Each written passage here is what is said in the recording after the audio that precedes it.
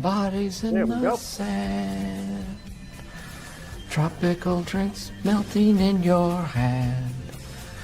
We'll be falling in love to the rhythm of a steel drum band. Space Force. Down and go. Aruba, Jamaica, ooh, I wanna take you to Bermuda, Bahama, come on, pretty mama, Key Largo, Montego, baby, why don't we go?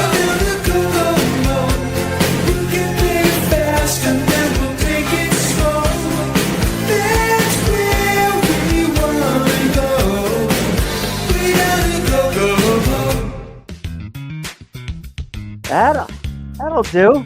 Little fun for the fans and kids out there. Hi, everybody. Jim, take it away. Hey, good evening, Talkin' Trashers. Welcome to episode 92. My name is Jim, and I'm a very grateful alcoholic. Yeah, well, we were going to Kokomo, but we're going to be on the road to recovery today. If you're joining us from one of the recovery centers, RAC, or wherever, hey, welcome. If you're just one of our regular viewers is joining us for the first time, buckle up, kids. We're going to be returning safely from space. That's our theme tonight.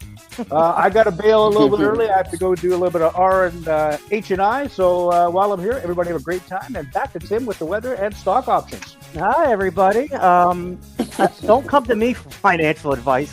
Jesus Christmas. Bad choice. Let's do our preamble and have a little fun here. This is our humble broadcast where ethics and personal anonymity are of the utmost importance. We run this podcast as an act of service to those whose lives have been affected by addiction. We don't do it for profit or notoriety. We place principles before personalities. We benefit from this podcast just as much as anyone else. We all work programs and choose to sacrifice our own anonymity to spread the message that recovery is possible. We do this thing in an attempt to show as living examples that no matter how far down the scale we have gone, we will see how our experience can benefit others. Not only is that the 9-step promise, it's our creed we abide by here on Talkin' Trash. We feel called to uphold AA and NA principles. We firmly believe that you can only keep what you have by giving it away. Please join us for a moment of silence, followed by the Serenity Prayer.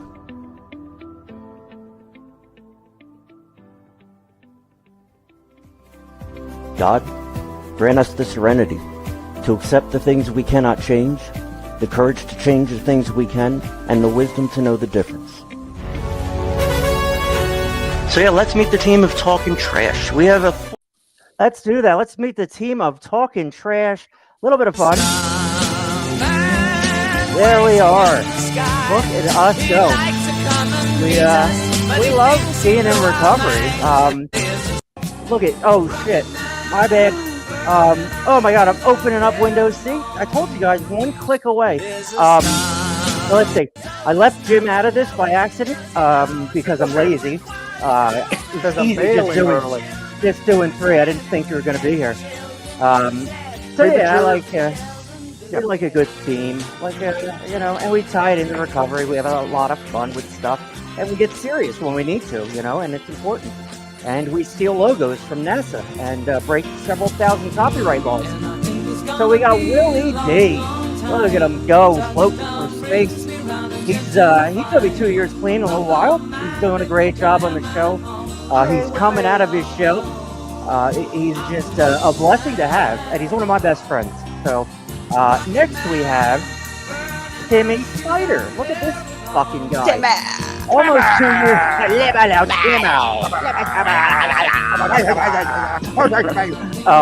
Yeah, I'm almost 2 years sober. Like 2 years in like March or May or something like that.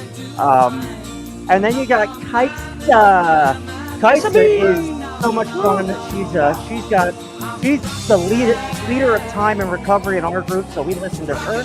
We got 5 years of sobriety, and we love her. I mean, she's just a beautiful, beautiful soul. And Jim, I got you in on this last minute. You're not moving, but Come here, Lois. Jim, when do you have 4 years? December the 6th. Okay. Do Canadians really eat cheese curds? All right, here we go. Yeah, That's disgusting. on French fries with tons of gravy, baby. I know. What's that called? Poutine? Poutine. You can get it from Ew. Timmy. You can get it from the corner store, man. Everywhere. Gross. And a poutine. Well, we would Get a little poutine. I got your poutine right here. So we like to theme it up and have a little bit of fun. What's going on? Jim has got to leave a little bit early, so we're gonna do taking about 2 minutes. All right, we're gonna do some. We do a little. We're gonna do some daily reflections. Do we do a daily refraction for you guys? Up. Thanks, Jim. Appreciate your daily refractiveness. Oh my gosh! I will refract for all of you guys. Okay, here you go, kids. Wonderful. Buckle up. Here's your daily refraction for March the 19th. Prayer. Oh boy. It works. It has been well said that almost the only scoffers at prayer are those who have never tried it. And that comes from 12 Steps and 12 Traditions, page 97. Having grown up in an agnostic household, I felt somewhat foolish when I first tried praying.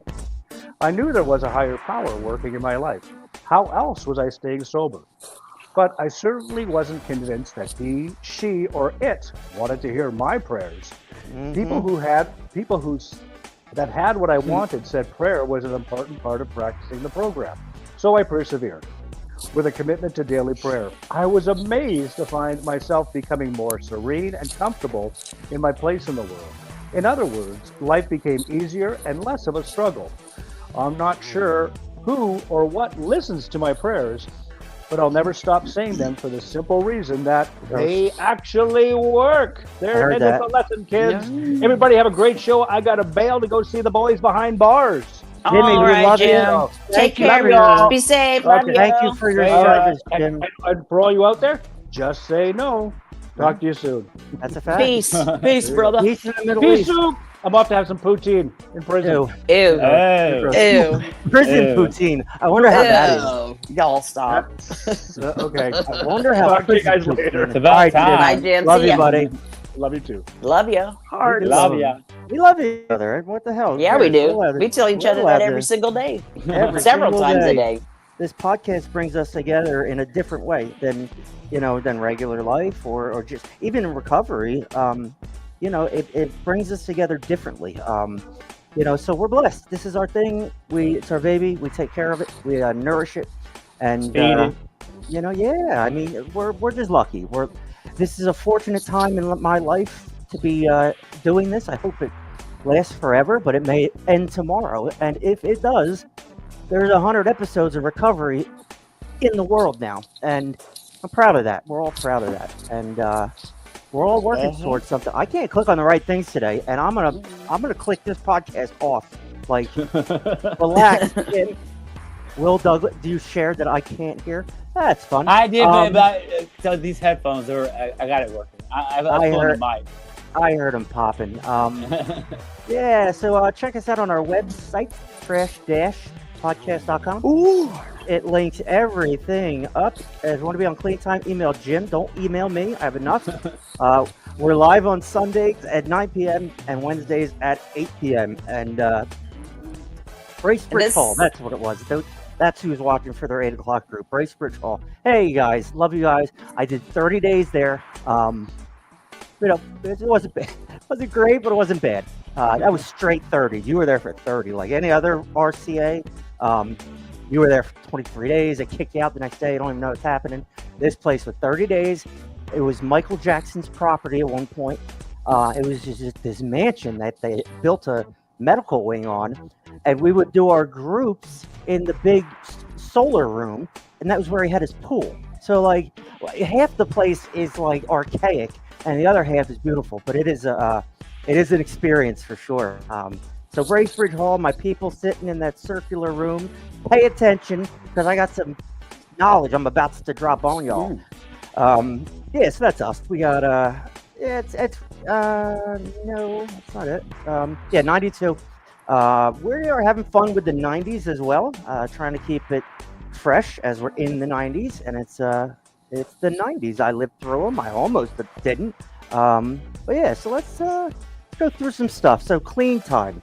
This is a problem, and I feel personally invested and upset about this. It's a technical thing that I won't explain to you, and you wouldn't understand if I did, and I barely understand it. So I know everybody's clean time. That's fine. I just have to rebuild it. So I'll be doing that between tomorrow and Sunday. It'll be back, and I know you animals love clean time. What else? I need to work on our cameras because we only have 3 people here, and everything's different. There we go. That works. All right. I got a couple shows I want to throw out there to you that I am in love with, and if it weren't for them, I would be bored. Apple TV, holy shit! This show Silo. There's 2 seasons of it. It's awesome. So I would suggest. I will be watching tonight. Is it futuristic? On your account. It is not futuristic, but like post-apocalyptic. So they're in the ground in a silo with 10,000 people. I won't spoil it any more than that. But it's showing crazy. you our future. It's crazy. Yeah, that's it.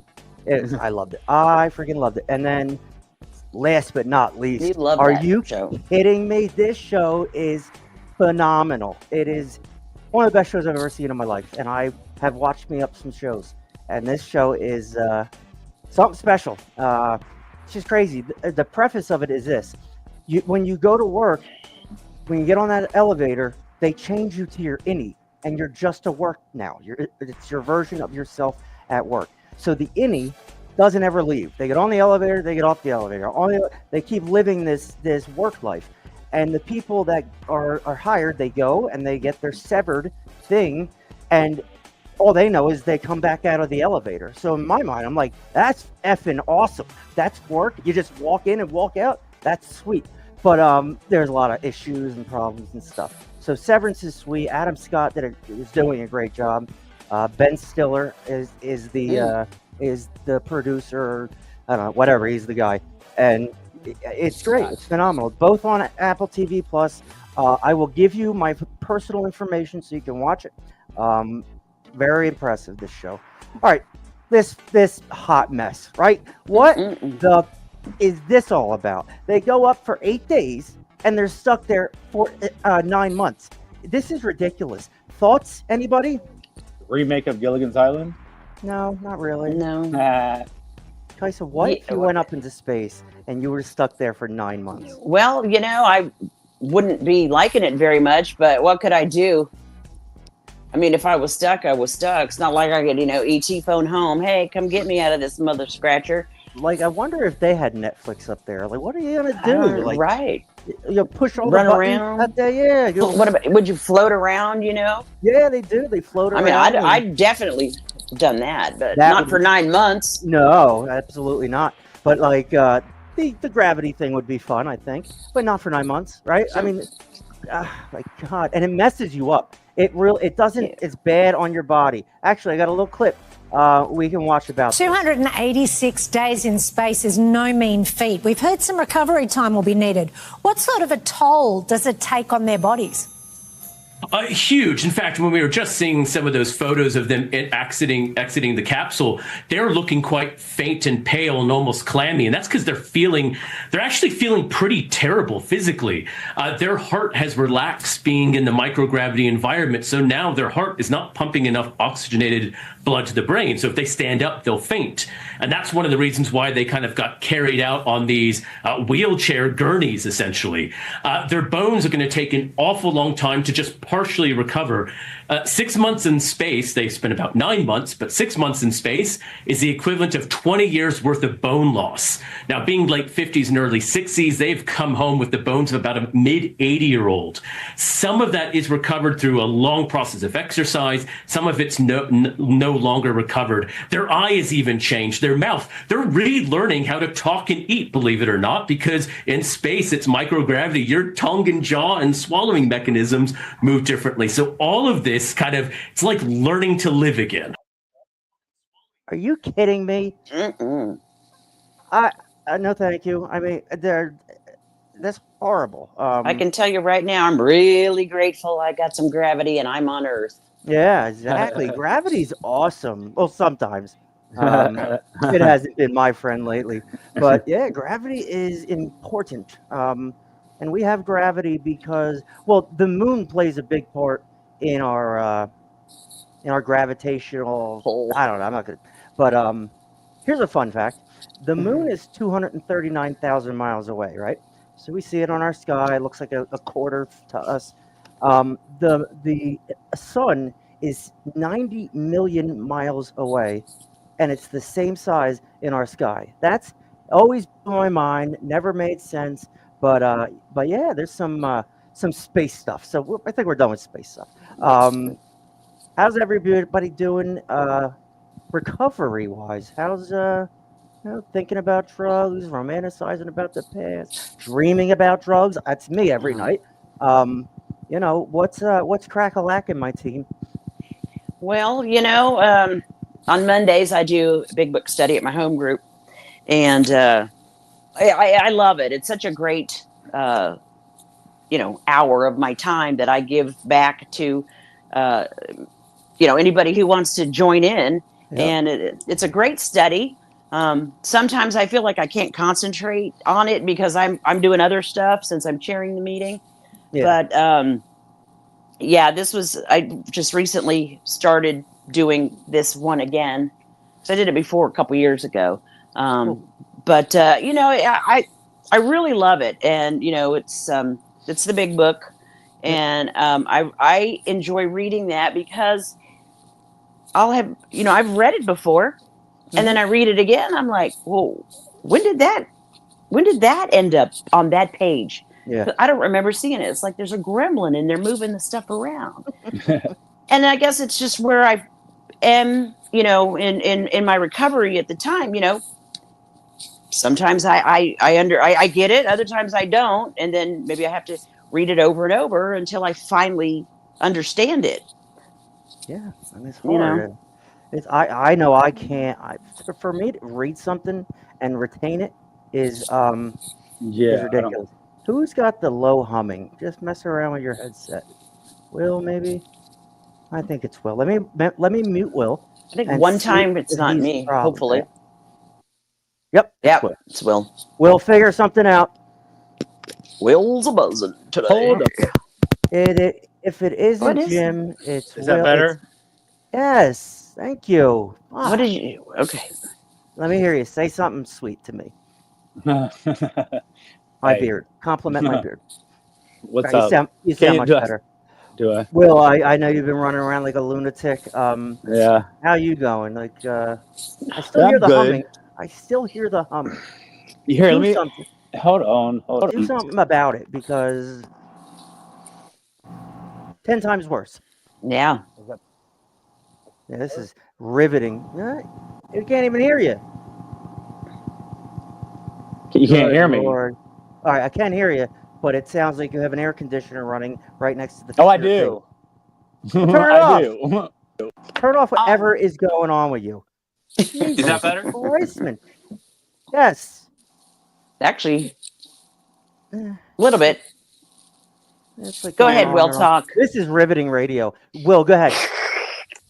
Well, I've lost my point, or lost my train of thought now. No, you're fine. You've been working a lot. Yes, that I have been doing. Yeah, I've been busting my ass. And it's like, you go for a minute there with like, no work or what, not no work, but then it's like all of a sudden, like everybody needs you all of a sudden at the same time, which is great. I'm not complaining, but you try to, but you want to be there. I'm typically a yes man. I'm like, yes, I'll be there. And it's just, you wear yourself out. Today was the first day I got to actually spend time at my place doing stuff, but still not done. But back to work tomorrow to help or go over to my mother's house because she moved in a new house. And of course, they can't figure the TV out. I kind of feel like your parents, Tim. Oh my God, what a Still mess. got a Google TV, but the Roku won't work. I'm like, Yep. Oh my God. You got to turn it on. I had I'm that like, problem with my mom. Yeah. dude, and so they moved it. They had movers that that moved them. I had to do the outside stuff, but the indoor or the everything else. And my mom's like, the only thing he wants, her husband, is the remote and the coffee pot. Like that's the Yeah. only thing he's trying to find is the remote and the coffee That's all. pot. It's not that Some hard. things are more important than He's others. like, "Will help me," and I was like, "Oh my god." You just Yeah. you just brought me back a little bit to when I worked hard, and like I always needed something to work, like something to I don't know, Assist like you. take the Yeah. be my driver's helper, and for a while there it was recreational Suboxone, and I would run around and just it was it consumed my work life. I'm a UPS driver. I hit my lunch. I take an hour. I drive to Jackson. I would drive 30 minutes away to get a Suboxone off because I got $10. I don't eat, and then I drive back to my area. The fact that they never caught on that I'm driving 30 extra miles that day and totally out of my area, never caught it. But that sucked. Like I needed that. I was when I didn't have it. I was unorganized and couldn't work right and I had no motivation, and then when I had that it just didn't get me high, but it took the edge off a little bit, enough for me to work. And before that for years it was you know blues, oxy 30s. When I wasn't a UPS driver, it was I would work my business. I would work all day in IT and then come home and work all night on my power play design, my business. And I, that gave me extra money, right? The money that the wife didn't see. I'd give her 800, but I'm holding on to two. And I know a guy that's got blues, and the blues are $25 a pop, you know. And I thought I was so much more creative on the Oxycontin, right, or the oxycodone. I needed that opiate to be creative, and I'm lying to myself. Like I do this podcast now. I'm super creative. I love it all. It's just a free for all of graphics, and I needed it, and I told myself I needed it, but that's withdrawal after withdrawal after it was just over and over and over again. And I'm hiding it from everybody. Running this business, I go through withdrawal and go down in my basement at 2 o'clock in the morning and lay there till I hear the birds chirping and want to kill myself. And now I got to get dressed and go to work and act like a normal person. And I don't have blues that day, so I'm going to be all messed up, sleepless. And work caught on to that a little bit, and they knew I was a fucking hot mess, and they got rid of me before I could get real help. And I transferred into a UPS driver, thinking that's so smart. Beautiful weather, I'll be outside. That not happening. It was miserable weather. I can tell you, every time I'm stepping in slush and my feet were wet, and you want to talk about killing yourself? That's it. But listen to this. I'm not proud of this. This is how my drug career progressed, and trying to live in like a normal person. I had a pickup I would do on my route, and I did it for 8, 9 months, 10 months, something like that. I'd pick up from them every day, and it would be 40 bags, and it would just be they would rattle, and I thought they were earplugs, what do you put in your ear to make things happen louder? Earbuds. Earbud. No, it's for the elderly. It's I don't know, like that. Hearing aids. Yeah. For God, fuck's sake. So I thought I was picking up hearing aids because there was a section there that had hearing aids, and so I thought I was picking up a bunch of hearing aids. I just pictured a lot of little I don't know, electronic devices. Never thought of it. And then I'm waiting for them one day. They weren't ready, and so I walk into their place. And I'm looking, I see pill bottles everywhere. And I'm like, and then I hear the girl go, she says, is that Adderall 30 or is that Adderall 20? And I was like, zoop, what did you just say?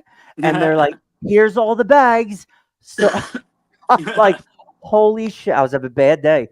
And I remember stopping and opened one of the bags, had 2 pill bottles in it, and it was 180 blues. Those things I was paying $25 a pop for, pill bottle full of them, and there's 100 bags. I'm like, what? It was the VA, so I'm stealing from veterans, right? What an ass!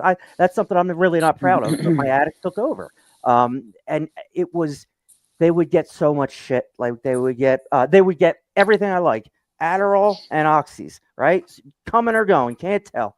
And yeah, I ran that racket for a while. I would go out on the road with supplies, right? Supplies to bag them and retag them, and I would take 10 out of this one, 10 out. I spent 20 minutes like nipping from these pill bottles. This lasted for 6 months. That was bad. That's a job I had to work hard at, and that place was my go-to. And there was one day where they wouldn't give me the bags, and I'm like, oh shit, this is bad. Not only was I counting on them to get through my day, now I think I'm busted. And I never heard anything about it. I switched routes, but yeah, that's an addict right there, man. Just finding the next possible thing and trying to act normal while doing it. It was straight up misery for 10 years. And I acted like a good father. I was a good father. Kids love me. But like, there were days, you know what I mean? Just I can remember them. I pick them out of my head. There were days that just weren't fun. Just miserable. Taking them to the movies with my legs hurting and sweating like a pig or cold. Brutal. Like, Pigs don't sweat. Are you sure? Yeah. All right. So I was sweating like a nun in church. So like I don't know. I was bad for me. I was really bad. And you don't give Timmy 50 blues. You don't give them to him because that's like $5,000 and what I would have really spent. And you just don't give Tim blues and Adderall. And man, did I'd repackage them. I take them out of the thing. I put them in a new package. Take the label off. Put that in a new package. Reseal it. 20 minutes later, I got 40 bags and I got 100 million pills. And I'm like, holy shit. So like, that never lasts. It's always a bottomless pit. It never sustains. It's not a sustainable lifestyle. And it all came to a head for me when me and my wife split up. It was bad. I start drinking.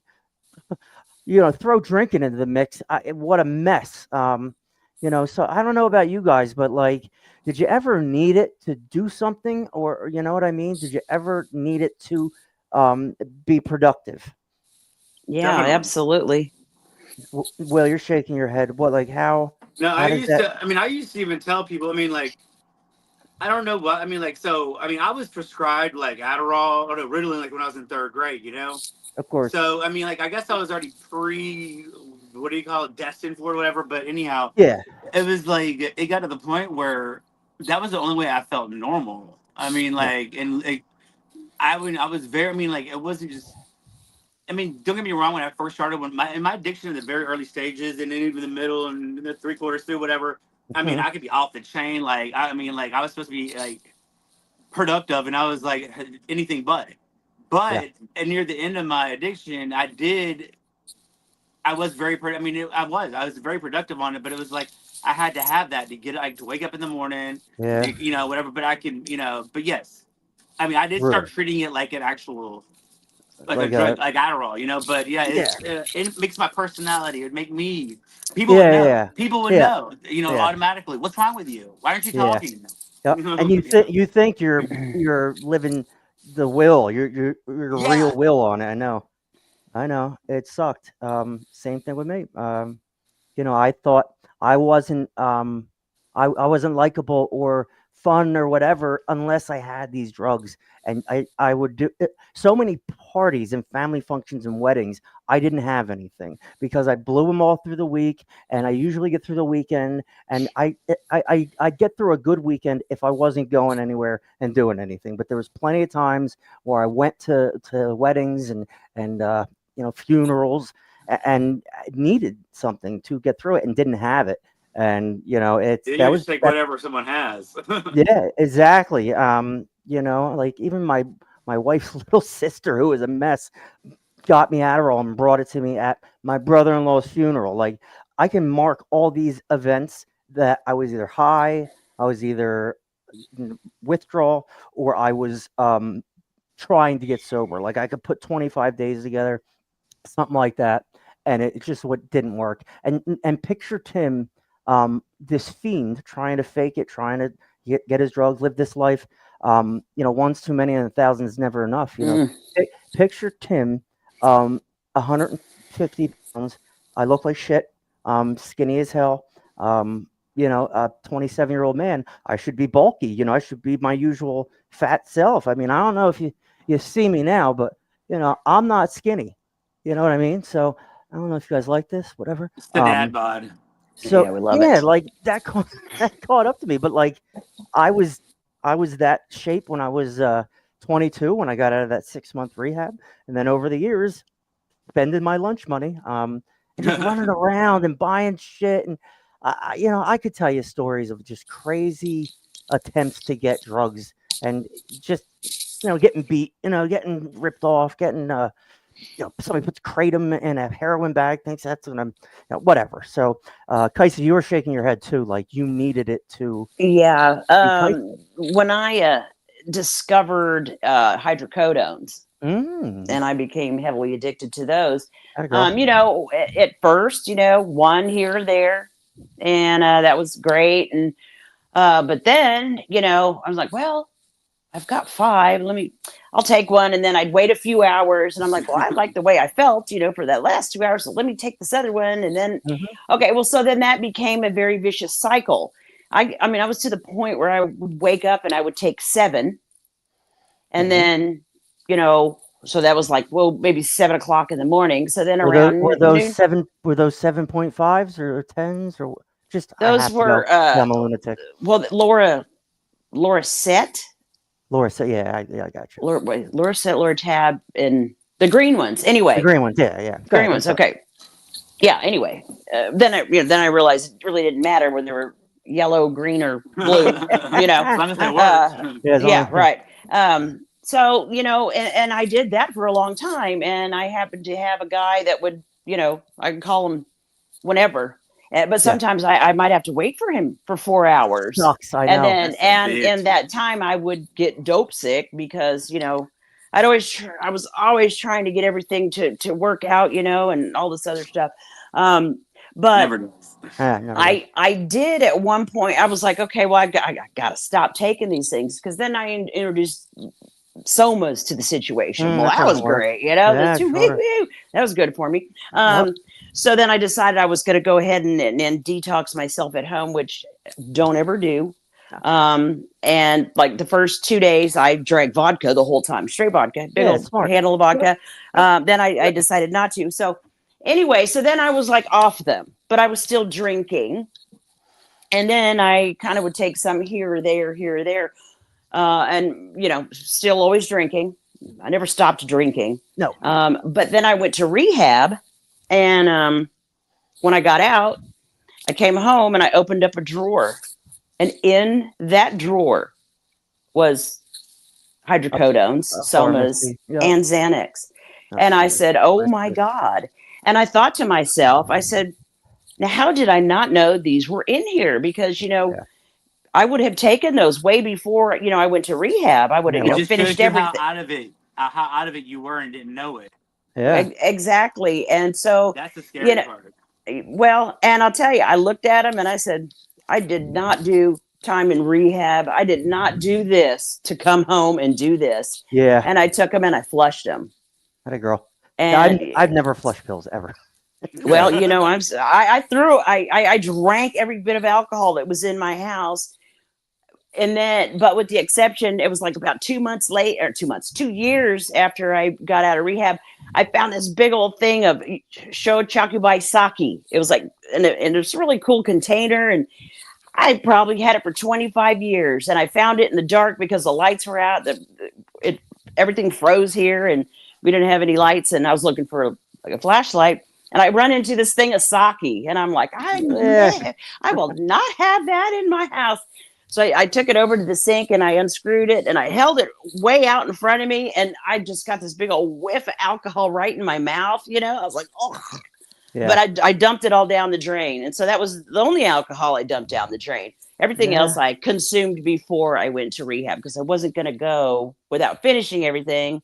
And I wasn't going to come back with something in my house. Yeah, So exactly. It's like the movies when I'm getting clean. Bottles are just dumping out bottles. For the record, people, do not ever detox from Xanax or alcohol in your own home or not medically assisted. You can kick dope. I'm a fan of partial Suboxone detox. It helps you off. They give you a little bit.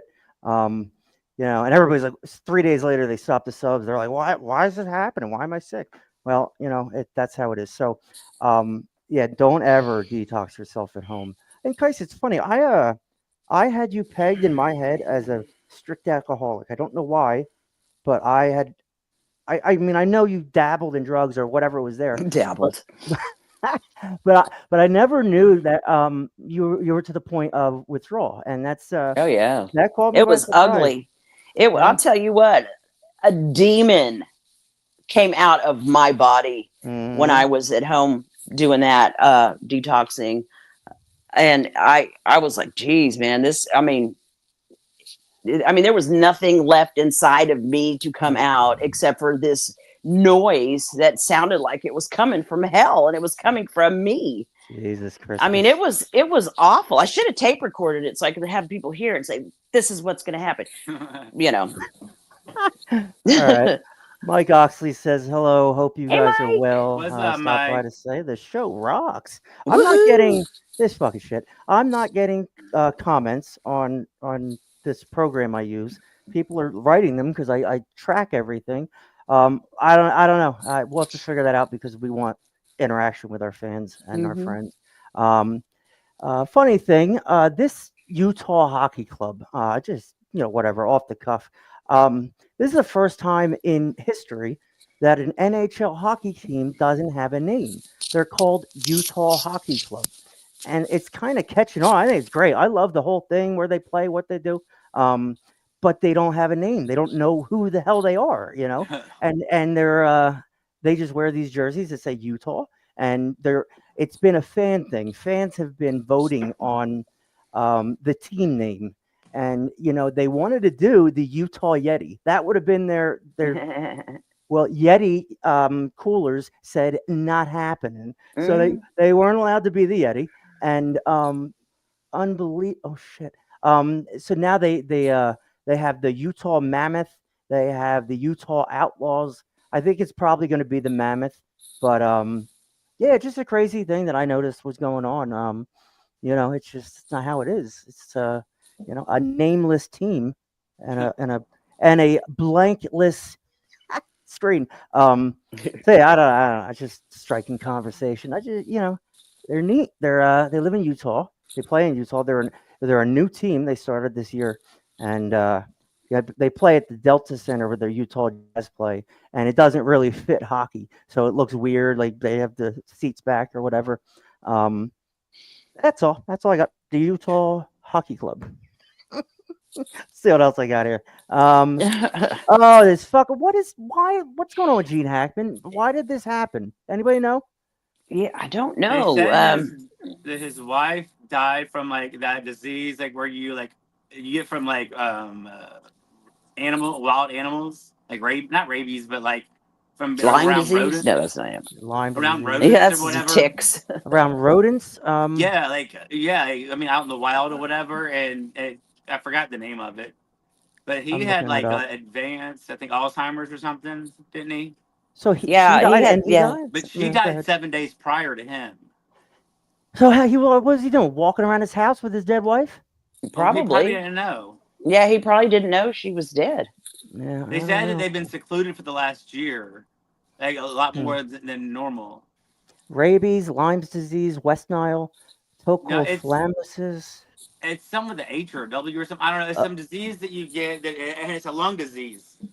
Ebola. No, but it's from like Bird being flu? around like wild rodents or something like that. I'm just gonna keep rattling off names. It's like a and cut you W or off. an H, I think. It's a lung disease, I think. Oh, all right. It's It's not like one that you would know. Wikipedia. So yeah, Gene Hackman's Why don't dead. you look it up? I'm That's, you know, he looking was at it right wonderful. now. I don't So what did see. she die from?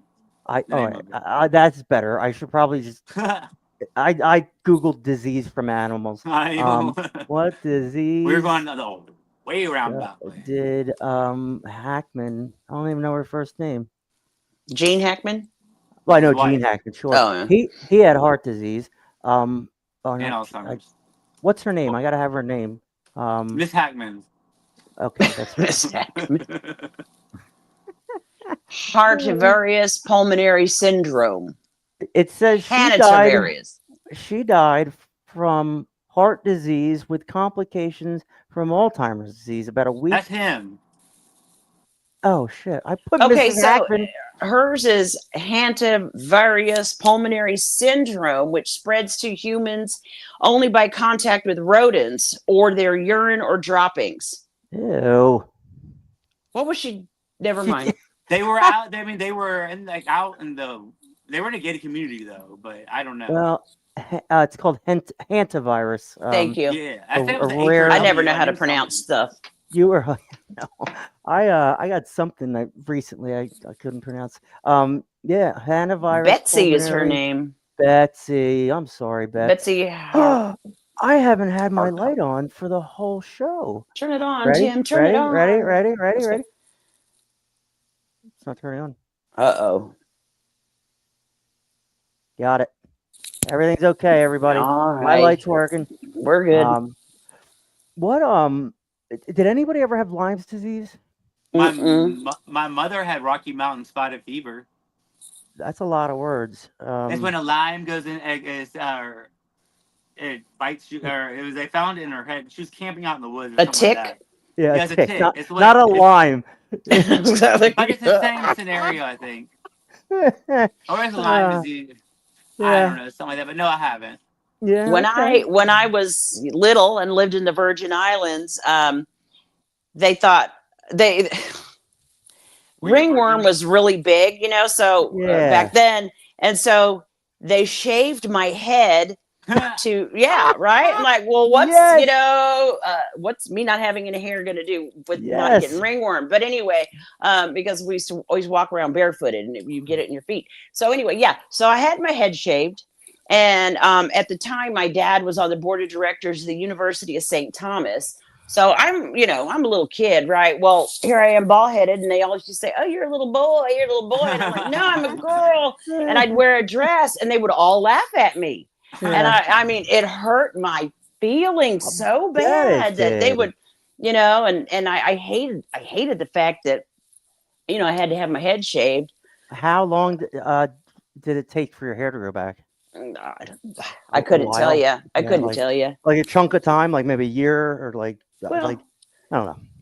Well, I know. Probably for a girl. Well, my when kids had, I didn't have a time frame, but you know what, Tim? There's something else I wanted to tell you. I'm not sure if I told you this before, but when I was in the Virgin Islands, like 3 years old, I literally saw a plane crash. I love it. Okay, so the airport there in St. Thomas, the runway ended in the water. Oh, well, I've seen that. Where people get on the fence and stand when they take off. Yeah, or something. let her tell the story. Okay, Stop, so Will. Let her talk. Okay. Anyway, so I wish these people would quit texting me. I'm gonna have to get a different device for this. Okay, so I was little, and I remember seeing this plane just come down, and then it landed in the water. Oh my God. Okay, so I ran inside and I said, "Mommy, mommy, airplane fell down from the sky." Okay, so then I remember, because we were on like the top of the hill there, and it was all these people, students and staff and at the University of St. Thomas, and everybody descended down the hill towards the water to save the people in the plane. Okay, so now here it is, like 30 something years later, and I keep having a recurring dream of seeing a plane crash. I'll bet. And I was somewhere in my 30s, and I said something to my mom about this reoccurring dream, and she said, "Oh, that actually happened." And then she told me the story that I just told you, and I'm like, son of a. Here, And that's why I remembered all this. But anyway, you know what? I have not dreamt of that ever since she told me Really? it was something that I saw. Yeah, right. Yeah. So here's a good look at this fucking crazy airport. Look at this shit. That's ridiculous. Hmm. I was it a big plane or like? You know, being 3 years old, yeah, it was really huge. Well, yeah, obviously, but like I wonder if it's like a jet or look at that shit. That is ridiculous. It was a space shit. I love airplanes, but they're terrifying. I mean, they are absolutely terrifying. Yeah, I I can't imagine. I know every fucking plane that's ever crashed ever. I dream about it all the time. I'm either in a gunfight, a hostage situation, an airplane crash, or running around trying to get drugs late for work. I can guarantee you, I'm gonna have those dreams for the next 7 days. But they're gonna, I'll get shot. I'll literally get shot, and it just all goes red. And like, I wake up. I had a dream the other night where I was in so much trouble, and they were handcuffing me. I was going to jail, and in the dream, I'm like, maybe this is a dream. And I close my eyes. I'm like, wake up, it's a dream. And I wake up, I'm still in the same situation. So like, and I ended up waking up later, obviously, because that's what you do when you go to sleep.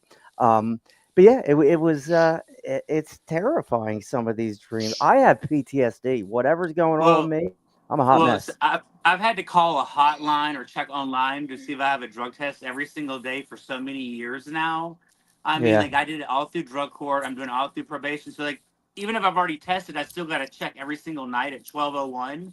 And then of course I check and I know I don't have one, but I still will go to sleep and get high in my dreams and wake up and I'm like, oh, I'm fucked. No, now I'm gonna mess with. I mean, I have, and it takes me a minute to realize, oh, I'm good.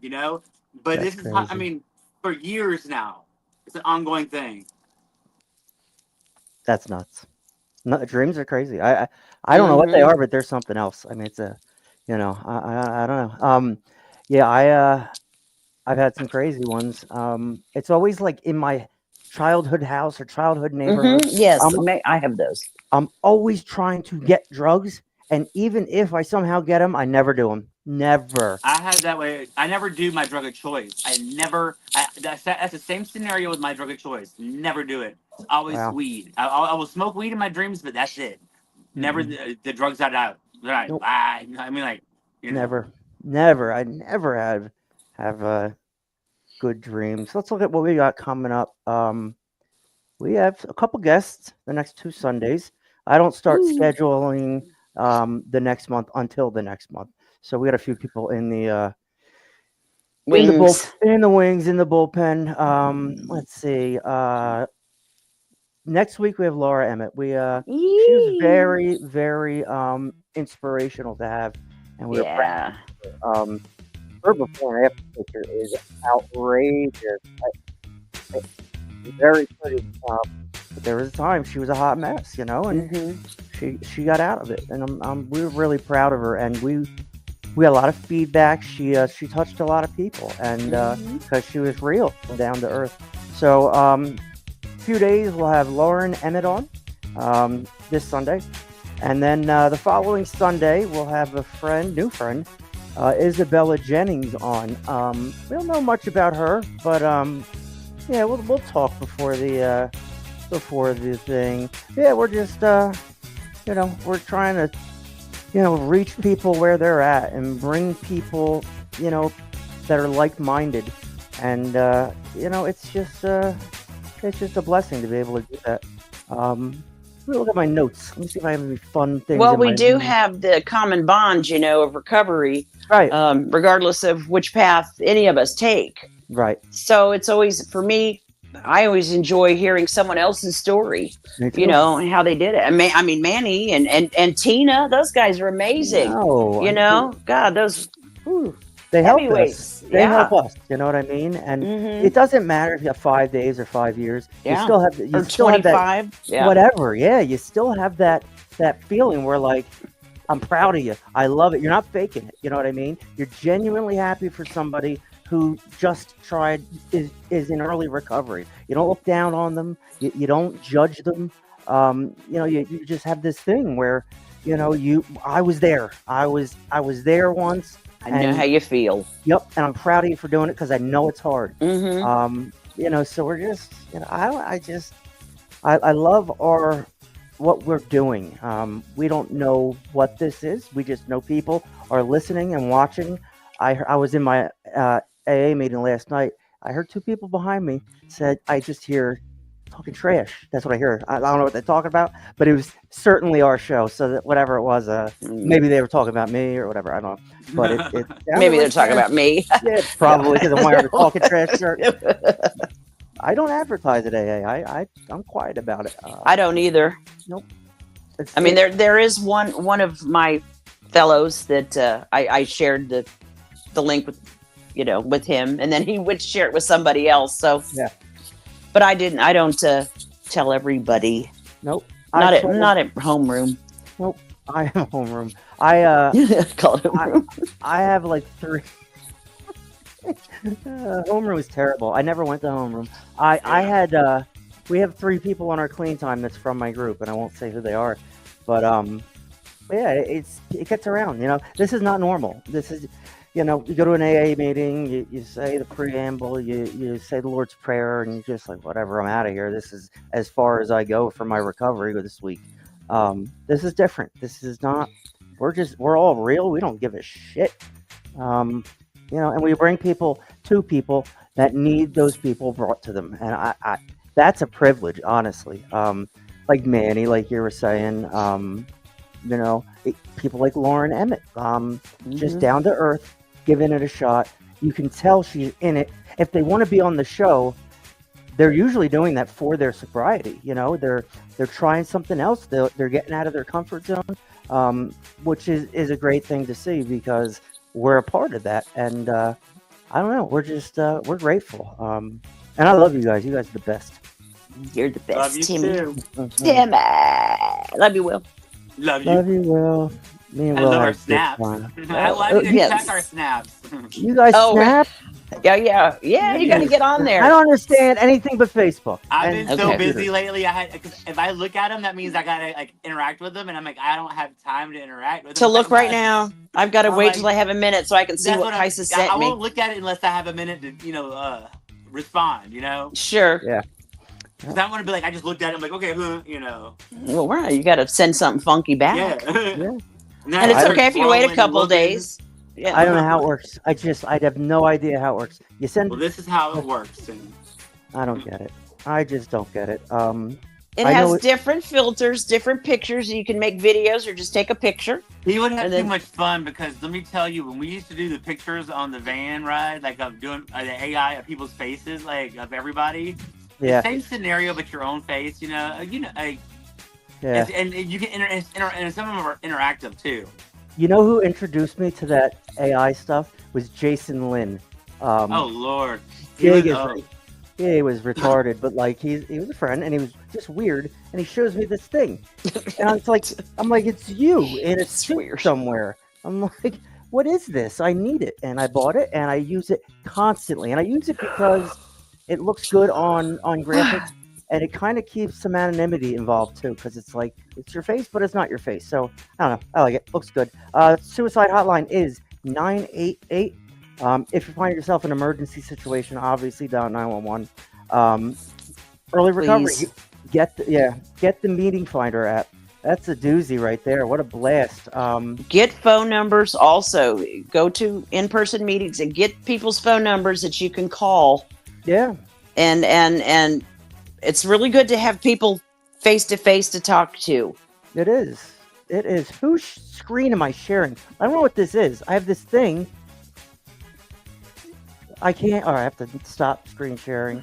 Oh, never mind. I'm stupid. Yeah, and then the AA app. If you need the AA app, Manny V, what's up, Manny, love you, That's a Manny. boy. Love ya. Yeah, I like him a lot. he's very- awesome. Very down to earth. Just doesn't give a single F. And that's the But kind he of shit- does care though. Oh, does he ever? And yeah. he's got this humility about him. This big burly biker ex-cop. Yeah, I love it. Yeah, he is I humble, love it. right? Yeah. He has humility about him, and a lot of people like him don't They're like, I'm big. I got tats. I'm the best. I lift. What do you bench, bro? There's a lot. You know what I mean, bro? A lot. Yeah. So it's like, it's refreshing because It really it's is. real. And what it does is, Kaisa just said it.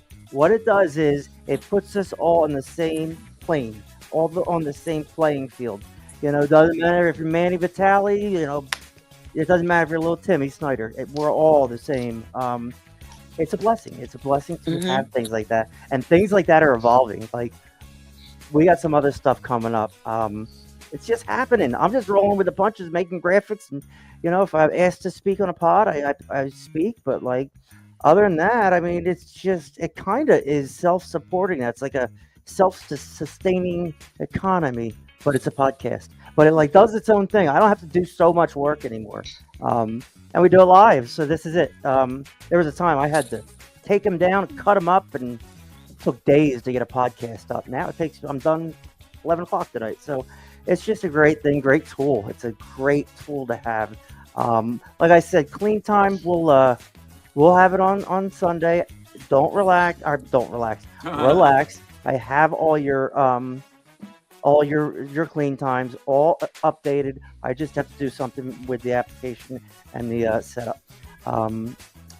Lynn Barron's Hannah. There's Lynn. Hey, Lynn. New friend of the show. I don't know if I'm saying her maiden name right, but yeah, she's fun. I see her everywhere. Life is so much better when you're sober. Lynn, it's YOU''RE. Just amongst friends. Just get around. That's what we do. I do it all the time. Lynn he says, corrects me all the time. You are. It's fun, and then I do it constantly. I know. Then I correct him. Yeah, Just 'cause I'm me. It's spell check. Yep. Never me. It's that addict mentality. It's the addict mentality. Not my fault. You did it. You're the reason. And him and her. I spell it right. She said, "Love that intro for my fight or war. You are so talented." Timmy. Oh my God. So good. I love it. him. I love it. Ooh, rub his belly. Scratch him. Compliments all day. Gimme. And then More. I'll play this thing where I'm like, oh no, I don't need. This is about the podcast, and I'm like, yes. They like my beard, whatever it is. I'm such a fucking idiot. Lynn said, it says spell check, didn't catch it. See, not Lynn's fault. It's the world. It's the internet's fault. No, we love our fans, and we love. I'm really sad these other comments aren't coming. You can see it. We're not. You got lots of comments on there. Yeah, we got a lot of. Why don't you read a couple? Yep. Oh yeah. Let's see. I mean, why not? Good. I've been following you guys for a couple of months. I love what you're doing. I can't see that. You guys are real and raw, and we're thankful to have you in our community. I'm not sure what that means, but that's Thank you. Daniel Pfeffer. Pfeer. Fear? I don't know. Got another one from Jackie Caldwell. She says, "I love you guys. Keep it going.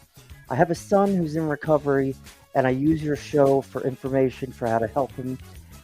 I can't get him to watch your show yet, but I'm trying to put it on him because it would be a great." Spelled tool wrong. Tool for recovery. I correct everybody like I'm better than everybody. All right, thank you very much. That's it. Yeah, we gotta figure that out. And like we're live on YouTube, but like I go on my laptop. It doesn't. You'd have to dig for it. It's not like advertised. I don't know why is that. Manny, when are you coming on again? Next Wednesday. How's that sound? Answer me and spell it right. Spell it right and answer. No. Next Wednesday you can come hang out with us. We should have had you on tonight with 3 of us, but I don't know. I was so wrapped up in this clean time. It's been running my life since Monday, so I got a fix for it. It's good. Let's do some. What do we do now? We do a daily. No, just for to dizzle my nizzle. Will reads this. He does a great job. We're excited to have you on. Hey. All right, let me pull her up here. It is our daily reflection. And that's not our daily reflection. All right. Will, take it away. Hold on. Take it away. Daily reflections. Prayer it works. What a mess. Wait, are we doing That's just for what today? that's what rid of what? that's We're doing what just for Jim today. read. Oh, Just for today. what do we do? We do just for That's today. what Jim I A was read. like, what are I you know. doing? Yeah, it was your guys' fault because you did something to make me do that. It's Okay. because we couldn't spell it right. Just for today, a simple, honest message of recovery from addiction rings true. You're in a Yeah. meeting. The sharing has been going on for some time. One or two members have described their spiritual experiences in an especially meaningful way. Another has had us all rolling in the aisles with entertaining stories. And then their leader calls on you. Gulp. You shyly introduce yourself, apologetically stammer out a few lines. Thank everyone for listening and sit out the rest of the meeting in embarrassed silence. Sound familiar? Well, you're not alone. We've all had the times when we felt that way. We had to share, wasn't spiritual enough, wasn't enough entertaining enough, wasn't something enough, but sharing is not a competitive sport. The meat of our meetings is identification and experience. Something all of us have in abundance. When we share from our hearts and the truth of our experience, other addicts feel they can trust us because they know we're just like them. When we simply share what's been effective in our lives, we can be sure that our message will be helpful to the others. Our sharing doesn't have to be either fancy or funny. To ring true, every addict working an honest program that brings meaningful recovery has something of immense value to share, something no one else can give. His or her own experience. Just for today, I have something valuable to share. I will attend a meeting today and share my experience in recovery from addiction. That's that is being confident in recovery and working a program and having your self-esteem. I mean, you know, we lose our self-esteem. We don't think we think we're nothing. We don't think we have anything to offer. And then you go and realize that I just told my story. I could tell that story if I wanted. So, you know, you realize you can identify, not compare. And you may compare in the beginning, you know, but that sometimes that's good in the beginning. Well, he's got a great car and he was shooting heroin 2 years ago. So like, he's doing all right. Well, maybe I can get there. But then you realize you start to identify with people and that's more meaningful. And you get your self-confidence back. You get your self-esteem back. You know, what a piece of shit. Get your groove back. Get that groove back, Stella. You know what I mean? Like, I was such a piece of shit. You know, what a piece of shit I am. I'm a piece of shit. I'm always going to be a piece of shit. I went from living to pimping. Yeah, you guys. You live these lives where you live a life.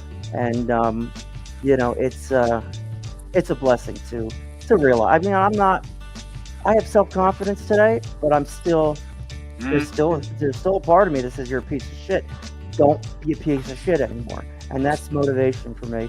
You know, and you know, we're not perfect. Nobody's perfect. Nobody has all the answers.